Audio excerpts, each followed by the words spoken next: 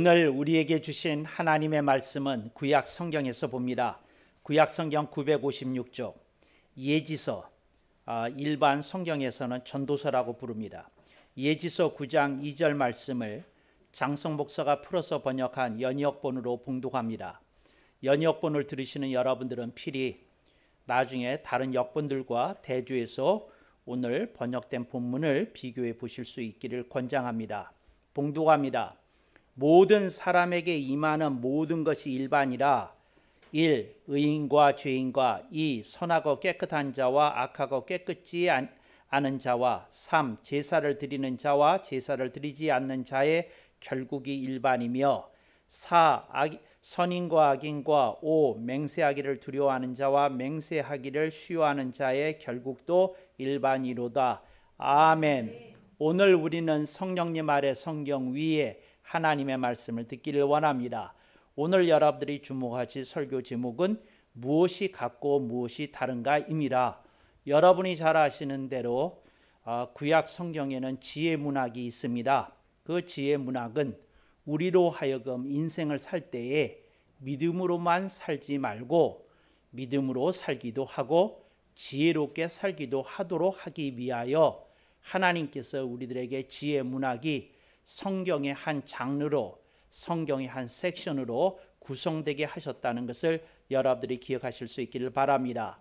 지혜 문학의 가장 유명한 세 권의 공식 지혜 문학은 여러분이 잘 아시는 대로 잠언서, 그리고 또 오늘의 본문이 들어가 있는 예지서, 전도서라고도 하지요. 그리고 여러분들이 욥기, 이 세 권을 지혜 문학의 3대 봉우리다 이렇게 말씀한다는 거 여러분이 잘 아시리라고 믿습니다. 그 중에서도 예지서는 우리로 하여금 인생의 핵심을 꿰뚫어 보게 하는데, 인생의 핵심을 꿰뚫어 보게 하는 그 가운데 하나님의 역사가 일어나게 되는 줄로 믿습니다. 뒤에 이거 좀 고쳐주세요. 그리고 하나님이 우리 가운데 이렇게 역사를 하실 때에 하나님이 우리로 하여금 하나님의 말씀을 이렇게 묵상하게 하십니다. 근데 하나님의 말씀이 우리들 가운데 이렇게 임하게 될 때에 우리들이 그것을 어떻게 수용하느냐에 따라서 하나님의 말씀에 의해서 우리에게 지혜가 나오기도 하고, 우리가 어떻게 하느냐에 따라서 지혜로운 그 말씀이 사장되기도 한다는 것을 여러분들이 기억하실 수 있기를 바랍니다. 오늘 여기 그 예지서 9장 2절 말씀을 보면 5세트의 사람들이 나오는 것을 볼 수 있습니다. 네, 이게 정말 성경이 제시하는 사람들의 분류법인데, 그 분류법 이것만이 아니고 그냥 이 본문에서는 사람을 전체적으로 5세트로 이렇게 둘씩 대조를 시키면서 이렇게 제시해 놓았다, 이렇게 놓으실 수 있기를 바랍니다. 성경을 찾아보면 이렇게 세트로 모든 사람들을 분류해 놓은 것이 있는데 그것이 100세트가 넘습니다. 이제 우리가 그걸 다 점검할 수도 없고, 오늘 우리는 그 가운데서 이 5가지가 있다 하는 것을 우리들이 알아야 될 줄로 믿습니다. 오늘 본문 가운데서 그 중에서도 특별히 우리들의 눈을 끄는 것이 있는데, 의인이라는 말이고 죄인이라는 말입니다. 그래서 의인과 죄인이 있는데, 성경에서 가장 오해되고 있는 개념 중에 하나가 의인과 죄인이 아닐까 싶습니다. 그래서 여러분, 의인도 2가지 의인이 있습니다. 그 다음에 죄인도 2가지 죄인이 있습니다. 그래서 성경에서 이걸 의식하지 않고 읽으면 성경에서 의인과 죄인이라는 개념이 평생 헷갈려 할 수 있습니다. 수많은 목회자와 설교자들이 의인과 죄인의 이 각각 2가지 세트가 있는 것을 기억하지 못하고 성경을 해석할 때 오류를 범하는 일이 빈번하게 있습니다. 그래서 여러분들이 이걸 유의하고 보실 수 있길 바랍니다. 의인의 2가지가 있는데, 첫 번째로 믿음으로 의인이 있습니다. 그러니까 그 사람이 이렇게 하나님 보시기에 바람직하게 사는 사람은 아니에요. 근데 예수님을 구주와 주님으로 믿습니다. 이제 그런 사람을 성경은 뭐라고 얘기하는고 하니, 의인은 의인인데 어떤 의인이냐? 믿음으로 의인이다. 이렇게 부른다는 거 기억하면 좋겠습니다. 그 다음에 두 번째 의인이 있는데 어떤 사람이 있는고 하니 이 사람은 삶의 열매로 하나님께 영광을 돌리는 사람입니다. 근데 이런 사람을 뭐라고 부르느냐? 열매로 의인이라고 부릅니다. 그러니까 삶의 열매를 통해서 자신이 의인이라고 하는 것을 증명한 사람입니다. 성경에 보면 그 구약 성경에 그 하나님께서 인정한 인물 가운데 대표적인 인물이 욥이라는 거 여러분들이 기억하시리라고 믿습니다. 또 한 사람 우리에게 친숙한 이름이 있지요. 에녹이었던 것을 여러분들이 기억하시리라고 믿습니다. 이렇게 하나님이 보시기에 열매로 의인인 사람들이 있습니다. 그런데 어떤 이들은 열매로 의인이 아니라 예수님을 믿는 믿음으로만 의인이기에 믿음으로 의인이 있다. 이렇게 두 가지 이렇게 나서실 수 있기를 바랍니다. 그런데 진정한 의인은 어떠한 사람이겠습니까? 믿음으로도 의인이고 열매로도 의인인 사람이 있습니다. 근데 이런 사람은 믿음과 열매의 의인이라고 부릅니다. 그러니까 여러분들이 이런 반열에 오르실 수 있기를 주님의 이름으로 당부하고 축복합니다. 그 다음에 죄인이 있는데 어떤 죄인이 있느냐? 여러분들이 잘 아시리라고 믿습니다. 믿음으로 죄인이 있습니다. 믿음으로 죄인은 어떤 사람이냐? 이 사람이 사회적으로는 명망 있는 사람이 있을 수 있습니다. 근데 이분이 예수님을 구주와 주님으로 믿는 걸 한사코 거부하고 거절합니다. 근데 이런 사람을 성경은 뭐라고 부르느냐? 자기가 목숨을 부여해 준 창조주 하나님을 부정하는 자라 하여 성경은 이들을 뭐라고 부르는고 하니 죄인이라고 부르는데 성경에는 저처럼 그렇게 해설을 붙여서 표기되어 있지 않습니다. 죄인인데 어떤 죄인이냐? 이제 믿음으로 죄인이라는 거죠. 그러니까 믿음으로 봤을 때 이 사람이 예수님을 안 믿기에 죄인인 사람이 있다. 이렇게 되는 겁니다. 그 다음에 어떤 사람이 있는고 하니 어떤 사람이 사람을 죽였어요. 어떤 사람이 사기를 쳤어요. 어떤 사람이 삶 속에서 너무 본인이 되지 않는 언행이 많아요. 이러는 경우 이걸 뭐라고 그러는고 하니 열매로 죄인이라고 부릅니다. 그러니까 그 사람은 삶에서 거두는 열매를 보니까 누구든지 알겠어요. 저 사람은 죄인이다. 이렇게 이제 얘기를 하는 겁니다. 그런데 어떤 사람이 있는데 아주 가장 나쁜 케이스에 속하는 사람입니다. 그 사람이 어떤 사람인지 여러분들은 이미 제가 앞에 보여준 선례를 따라 용어를 정리했으리라고 믿습니다. 뭐죠? 믿음과 열매의 죄인입니다. 믿음으로 봐도 죄인인 사람이 있고 그 다음에 뭐로 봐도 죄인입니까? 열매로 봐도 죄인인 사람이 있다. 이렇게 여러분이 기억하면 좋겠습니다.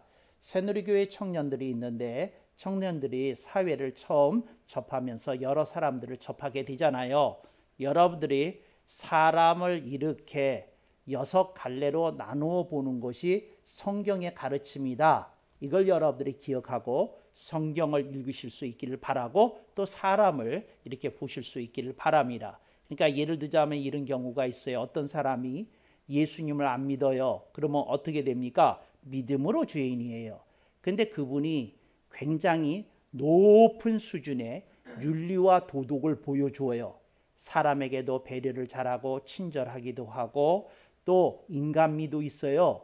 그리고 그 사람의 친화력에 여러분이 몇 번씩 도움을 받고 이렇게 마음에 정말 이분은 좋은 사람이다 하고 느꼈어요. 이제 그러는 경우는 열매로 그 사람이 여러분에게 의인이라는 것을 이렇게 보여준 경우이겠지요. 그런데 여러분들이 기억해야 됩니다. 하나님은 믿음만 보시는 분이 아니시라 열매도 보시는 분이다. 이제 이 얘기를 하고 있는 것입니다. 근데 이렇게 전제를 하고 본문을 읽어 보는데 본문이 희한해요. 뭐라고 그러느냐 하면 이제 이렇게 세트를 다 배웠는데 이제 그런 맥락에서 읽습니다. 의인과 죄인과 선하고 깨끗한 자와 악하고 깨끗지 않은 자와 제사를 드린 자와 제사를 드리지 않는 자의 결국이 일반이며 여기 결국이라는 건 그 사람이 인생이 끝날 때 보는 겁니다. 근데 결국 보니까 일반이다 그 말이에요. 근데 이게 똑같다 하는 말이 뭐냐? 이런 사람이냐 저 사람이냐 똑같냐? 뭐가 똑같냐 하는 얘기입니다. 그 밑에도 보면 선인 악인, 맹세하기를 두려워하는 자, 맹세하기 싫어하는 자, 이것도 마찬가지입니다. 그 사람들이 분명히 다른데 그런데도 어떻게 되는 겁니까? 그 사람의 인생의 결국은 일반이다, 똑같다, 뭐 이런 얘기를 하는 겁니다. 그래서 여러분들이 이제 의문이 생기잖아요. 그래서 여러분들이 의문 품는 거 제가 딱 간추해가지고 설교 제목으로 삼았다는 것 아닙니까? 설교 제목 보겠습니다. 무엇이 같고 무엇이 다른가? 그러니까 뭐가 같다는 거냐? 무엇이 일반이라는 말이냐? 요거 이제 여러분들이 아시면 도움이 됩니다. 여러분이 어느 때 그 여러분의 친구가 있어요. 근데 굉장히 잘 살아. 그리고 돈도 뭐 카드로 편안하게 막 지출하면서 풍족하게 사는 것 같아. 근데 여러분들이 이제 그거 보잖아요. 지하고 나는 카드가 다르네, 집안 배경이 다르네, 돈 쓰는 게 다르네. 이제 이런 생각이 들 수 있잖아요. 그러니까 분명히 다른데 여러분하고 뭐가 같냐? 이제 그렇게 이제 이렇게 전제를 하고 오늘 본문 말씀이 뭐가 같다고 하는지를 알아두면 인생을 관찰하는데 굉장히 신선한 어떤 각도를 얻으실 수 있습니다. 그래서 보시겠습니다. 첫째, 세끼 밥 먹는 게 똑같다는 겁니다. 누구든지 아침, 점심, 저녁 식사를 한다는 겁니다. 밥 먹는다는 겁니다. 그래서 여기서 밥은 식사를 의미합니다. 한국어에서 밥은 라이스만 의미하는 게 아니라 식사를 의미하기도 합니다. 근데 여러분들이 이제 식사를 하잖아요. 세끼 밥 먹는다는 겁니다. 그러니까 누구든지 다 세끼 밥 먹는다는 거예요. 그게 같다 그 말입니다. 여러분이 부자라고 5끼 먹는 거 아니에요. 여러분이 부자라고 7끼 먹는 거 아니에요. 세끼 밥 먹고 사는 거 뭡니까? 일반이다 그 말입니다. 두 번째, 사람이 8시간을 전후해서 잠을 자는 게 일반입니다. 같습니다. 그러니까 사람에게 평균적으로 요구되는 수면 시간이 일반적으로 8시간이라고 그럽니다. 근데 훈련이 된 사람은 6시간으로도 퀄리티가 있는 수면을 취할 수가 있습니다. 그러나 일반적으로 사람에게 한 8시간 이렇게 얘기를 합니다. 근데 하여튼 잠자는 시간이 누구에게나 있다는 겁니다. 그게 부자든 그 사람이 비천한 자든 그 사람이 권력자든 그 사람이 미약한 사람이든 뭐 상관없이 빈부 남녀 뭐 노소 따질 것 없이 모든 사람이 8시간 잠을 잔다는 겁니다. 그게 뭡니까? 8시간이라고 하는 말은 하루가 24시간이니까 3분의 1입니다. 그래서 성경은 이렇게 얘기합니다. 모든 사람의 인생의 3분의 1이 똑같다는 겁니다. 다 침상에서 잠자면서 이제 지낸다. 이렇게 얘기하는 겁니다. 그런 게 이제 일반이다. 이제 그겁니다. 그 다음에 세 번째로 여러분들이 똑같이 모든 사람이 같은 게 있습니다. 근데 그 똑같이 같은 게 있는데 그게 뭐냐면 화장실 사용하는 겁니다. 사람이 누구나 다 화장실 가서 오줌 또 그 대변 볼 때 있습니다. 근데 그러면서 인생 산다는 거예요. 뭐 어떤 사람은 그거 안 하고 살고 어떤 사람 하고 사는 게 아니라 그거 다 하고 산다는 겁니다. 이제 그런 게 같습니다. 그 다음에 네 번째로 사람이 같은 게 있는데 일하면서 사는 게 같습니다. 누구든지 다 일하면서 살아요.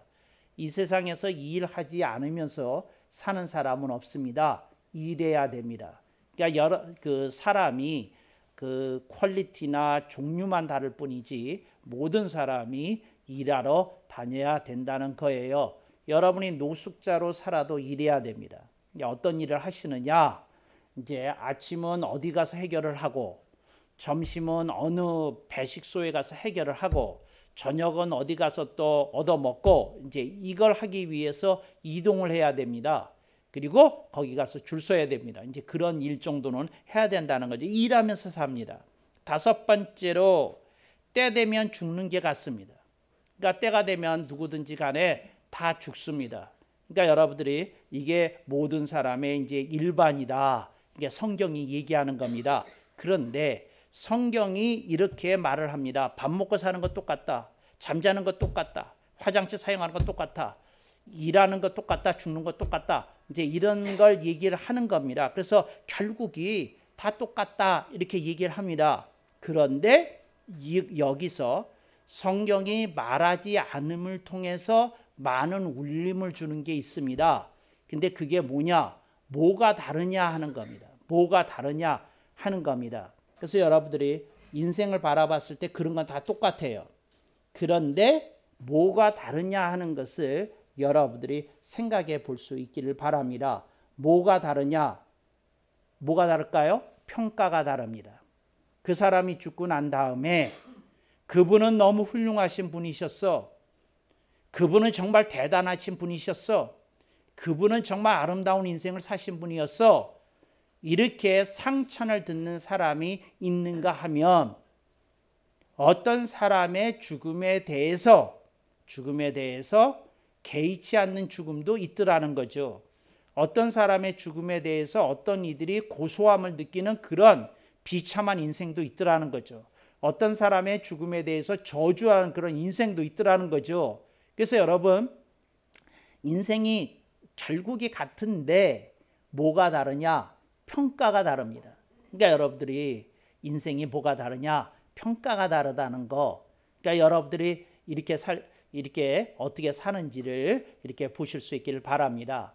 우리나라에서 100세를 넘으신 그 연세대 교수를 지내신 김형석 교수님이 아직 생존해 계십니다. 근데 이분이 얼마 전에 그 강론을 하셨는데 그 TV에서 한 그 강론의 그 마지막 부분에서 굉장히 감동적인 얘기를 하셨어요. 근데 그 얘기를 들으면서 참 그 100세 인생을 귀하고 아름답게 사신 어른이시다. 이런 느낌을 받았어요. 참 그런 말을 이렇게 할 수 있다는 게 굉장히 참 그 마음에 감동이 되었습니다. 근데 그분이 100세를 살고 나서 자신이 깨달은 것이라고 그러면서 정리를 해 주셨어요. 근데 그 말씀이 무엇이었는고 하니 자기가 100년을 살고 보니까 나를 위해서 살았던 건 아무것도 남지 않았는데 내가 남을 위해서 살았던 것은 다 살아있더라는 겁니다. 아, 굉장히 울림이 있는 말이었어요. 그게 뭔 얘기입니까? 평가지요. 나를 위해서 살았던 거, 나를 위해서 돈 벌었고, 나를 위해서 돈을 썼고, 나를 위해서 놀았고, 나를 위해서 여행을 다녔고 했던 건 다 나와 함께 사라질 것들인데 내가 남한테 혹여나 잘한 것이 있다면 그것들은 생생하게 살아있는 것을 자신의 인생 경험이 증언해 준다고 말씀하는 걸 들을 수 있었습니다. 네, 여러분들이 이걸 좀 생각해 보실 수 있길 바랍니다. 나를 위해서 산 거, 그건 나를 위한 것이었기 때문에 평가받을 만한 일이 아니라는 겁니다. 그런데 내가 남을 위해서 조금이라도 한 일이 있으면 그것이 소중한 인생의 기록으로서 축복으로서 다가선다 하는 것을 가르쳐 주시더라는 거죠. 그래서 제가 여러분들한테 말씀을 드립니다.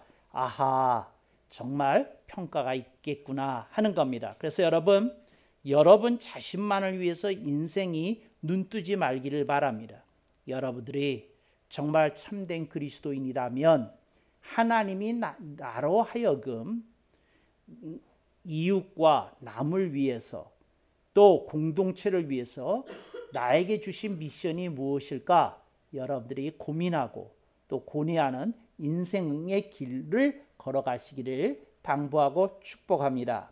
또 하나, 어떤 사람이 그렇게 인생을 살았는데 결국이 같다고 그랬잖아요. 근데 결국이 달라요.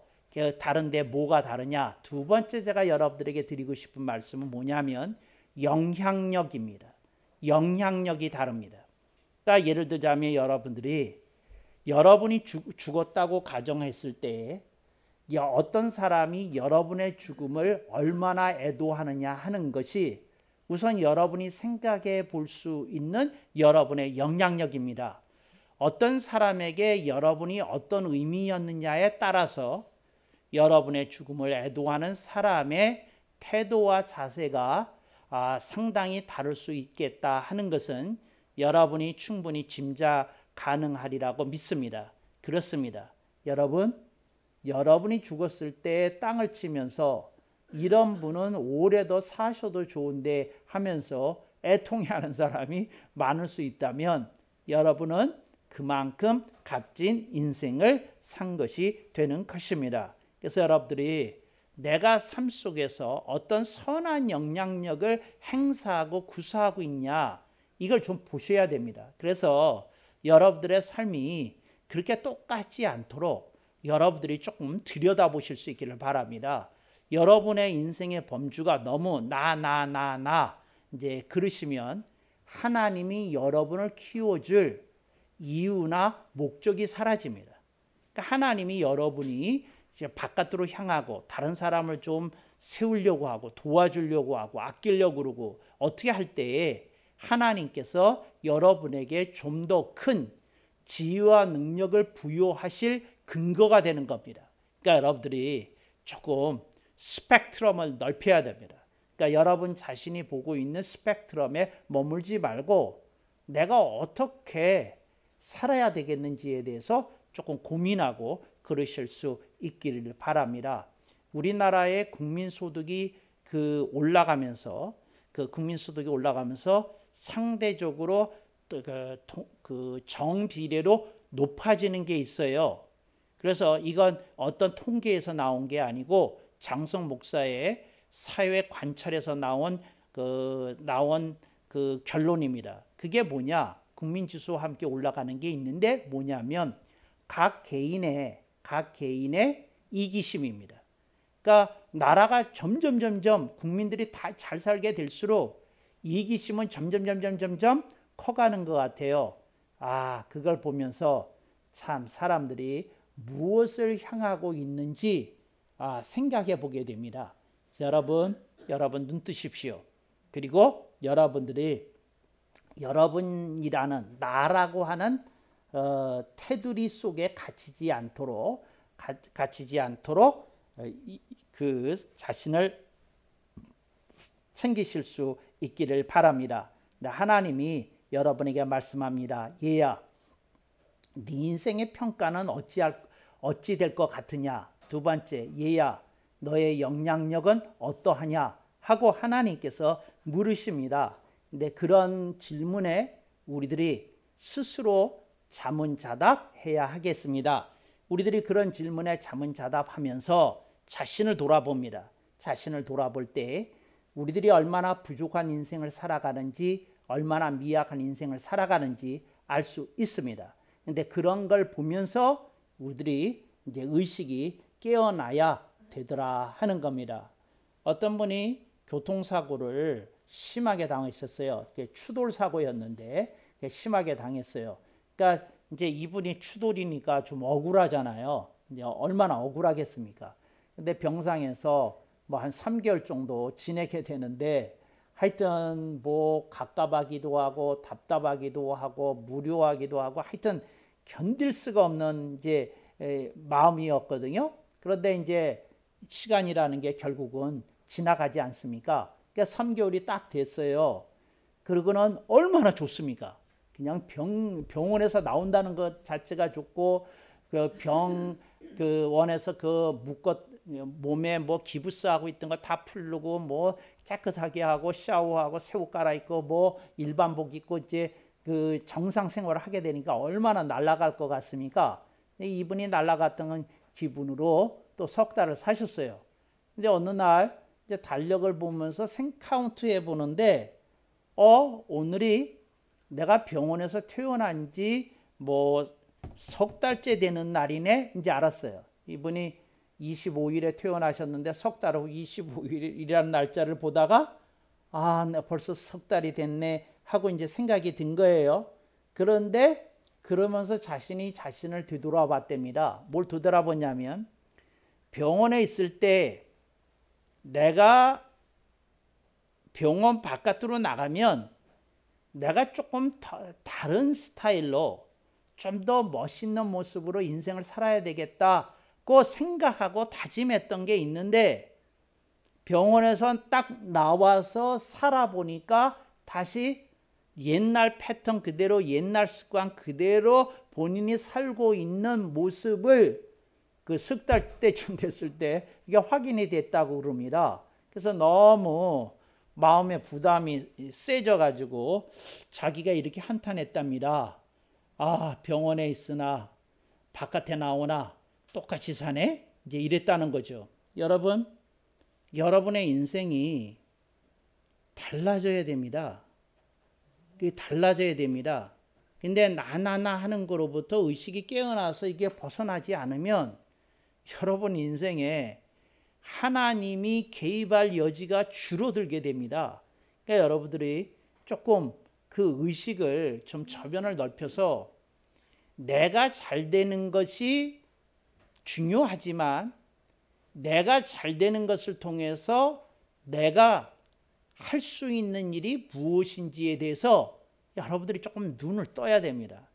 그거 눈을 뜨지 않으면 여러분들은 아무것도 소용없는 일이다, 이런 얘기를 합니다. 제가 재밌는 얘기를 하나 해드릴게요. 뭐냐면 가구 있지 않습니까? 가구.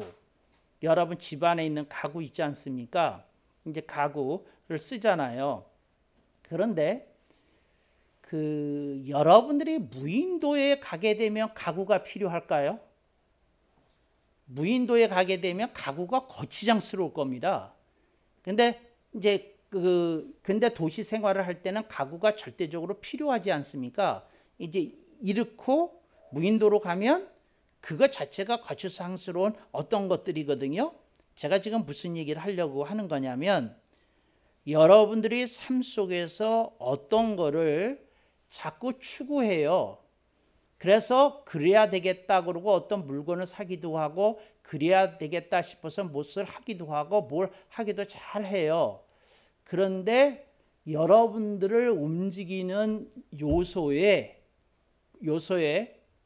70% 이상이 남에게 보여주기 위한 쇼라는 겁니다.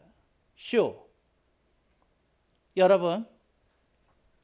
여러분이 다른 사람이 아무도 나를 쳐다보지 않는다고 가정하면 구태여 비싼 차를 탈 필요가 있을까요? 쇼예요, 쇼. 옷을 입는 것도 그렇고 자동차를 타는 것도 그렇고 가구를 세팅하는 것도 그렇고 스타일을 내는 것도 그렇고 모두 다 쇼인 면이 있습니다. 쇼.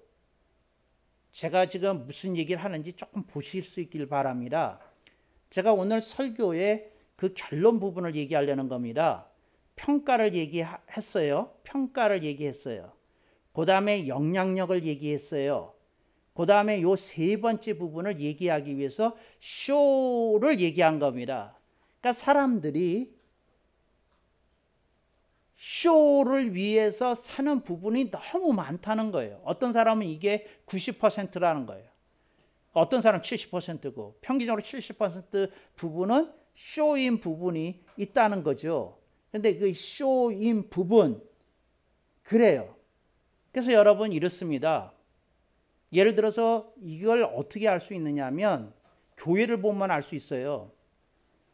교인들이 말씀을 보고 따라가는 것 같아도 쇼를 보고 따라가요. 여러분 아시잖아요. 얼마나 중대형 교회의 말씀이 허접한지 여러분이 아시잖아요. 그런데도 사람들이 그 교회를 비집고 가요. 왜? 그 교회의 규모와 그 다음에 빌딩과 편의시설이 제공하는 쇼에 사람들이 끌리거든요. 거기 가는 거예요. 근데 진짜 쇼가 아닌 그게 뭐냐? 근데 이걸 여러분들이 좀 생각해 봐야 됩니다. 그래서 제가 묻습니다. 쇼에 반대되는 개념이 뭡니까? 다른 사람에게 보여지는 거 보여지는 거 말고 하나님께서 얘야, 네 인생을 평가해보라. 네 인생의 영향력을 한번 가늠해보라. 그리고 세 번째 하나님께서 우리들에게 하시는 말씀, 쇼의 반대말 또 얘기하면 저 그거 얘기하려고 그랬어요. 그렇죠? 너무 공감되니까 그런 생각이 일어나는 거지 생각은 안 일어나요. 제발 말해봐요. 뭐예요? 뭐예요? 뭐냐면 실질이에요. 실질. 뭐가 인생의 실질인지를 알아야 돼요. 실질인지를 알아야 돼요. 실질이 이걸 본질이라는 말과 동일시하면 안 됩니다. 본질하고 달라요. 그 실질이라는 말은 본질이 꽉 채워진 걸 말해요. 본질은 중립적인 말이에요. 그러니까 본질이라는 말만 썼을 때는 그 대상자에게 본질이 있을 수도 있고 없을 수도 있어요. 본질이 꽉 차일 수도 있고 텅 비어 있을 수도 있어요. 근데 실질이라는 말은 본질이 꽉 차 있는 거예요. 본질이 꽉 차 있는 거. 이게 실질이라는 거죠. 그러니까 여러분들이 인생을 살면서 모든 사람이 다 똑같이 그렇게 사는데 너의 실질은 뭐냐? 이걸 이제 얘기할 수 있어야 된다는 거죠. 실질이 뭐냐? 이제 얘기하는 거죠. 재미있는 건 주님이 이 세상에 다시 오셨을 때에 주님이 이 세상에서 주님을 위해서 전도 많이 하고 병도 많이 고치고 엄청난 건물들도 세우고 엄청난 일을 한 사람들이 주님께 왔어요. 근데 주님이 직접 말씀하시기를 내가 너희를 전혀 모른다 하리니 그리고 깔아 뭉개셨어요. 그런데 그 사람들이 내세우는 거 제가 수많은 사람에게 전도했습니다. 제가 수많은 교회를 세웠습니다. 제가 수많은 엄청난 일들을 했습니다. 주님 하시는 말씀이 뭐냐? 그건 쇼다.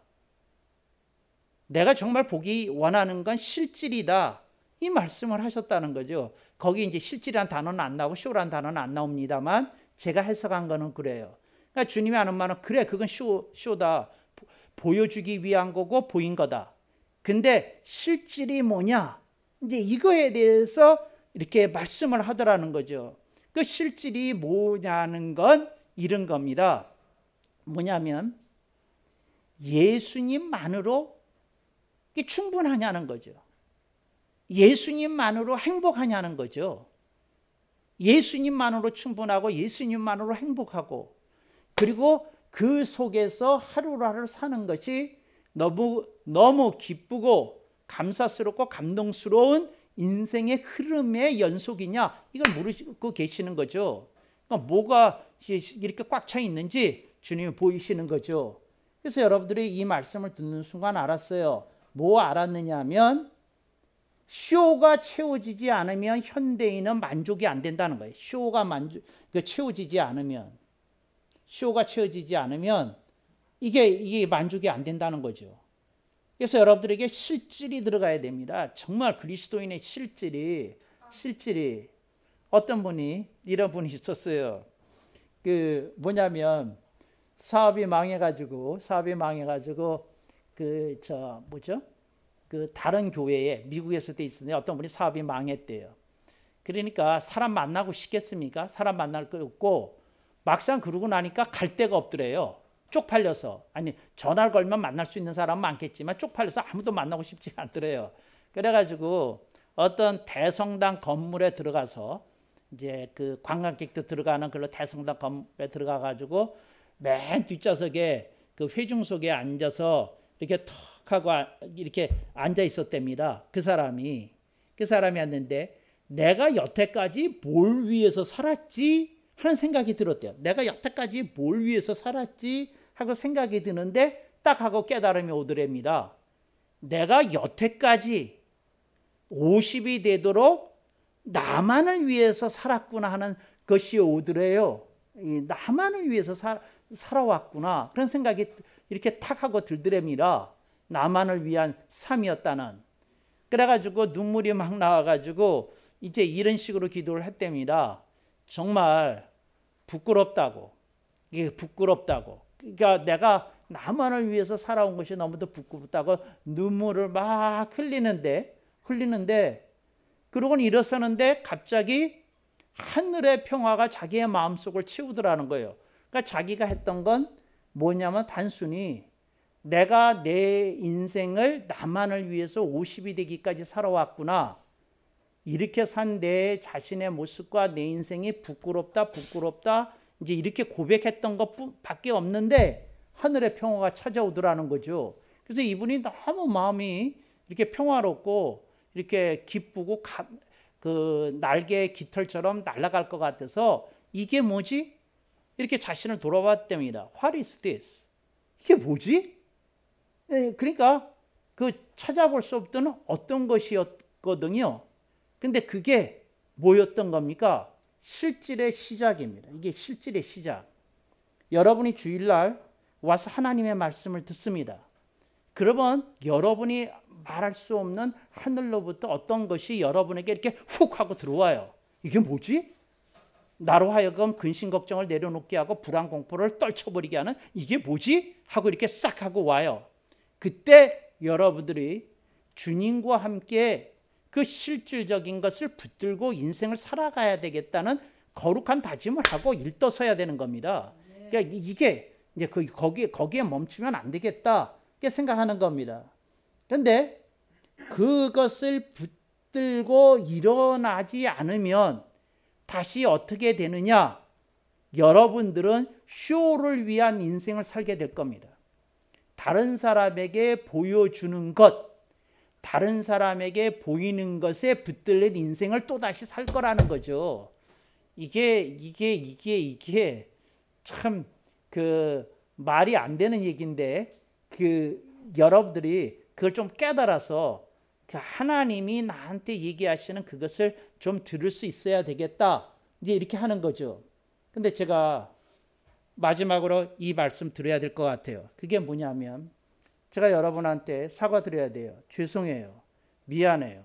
뭐냐면 많은 목회자와 설교자들이 그 자신이 쇼에 사로잡혀 있어요. 쇼에. 그 자신이 쇼에 사로잡혀 있어요. 근데 그 설교자와 목회자가 본인 자신이 그걸 몰라요. 본인이 얼마나 쇼에 사로잡힌 사람인지 본인만 몰라요. 그래서 모든 그런 설교자나 목회자를 쳐다보고 교회를 다니는 사람들은 그 쇼에 물들어서 쇼를 위한 인생으로 다시 나아가요. 정말 제가 얘기하면서도 어처구니가 없네요. 그런 사람들이 많아요. 정말 이러니까요. 목사 세계에서도요. 그 목자가 얼마나 예수님을 사랑하는 사람인지 가지고 평가 안 해요. 뭐 가지고 평가하느냐면 그 사람이 보일 수 있는 쇼 가지고 그 사람 평가하고 가늠하지. 서글픈 일이에요. 서글픈 일. 그 쇼에 붙들린 대한민국의 교인들은 언제쯤 눈이 뜨일까요? 난 대한민국의 이 기독교인들한테 포기한 지 오래됐지만 그 눈 안 떠져요. 눈 안 떠져. 안 떠져. 그리고 쇼를 찾아가요. 어떻게 하면 내가 많은 걸 보여줄 수 있는 사람이 될 것인지에 대해 관심을 가지고 거기에 끌려다녀요. 여러분 속지 마십시오. 하나님이 실질을 얘기하십니다. 평가를 얘기하시고 영향력 얘기하시고 실질을 얘기합니다. 오늘 말씀 여러분들이 나중에 조용히 커피 한 잔과 함께 묵상하기를 축복합니다.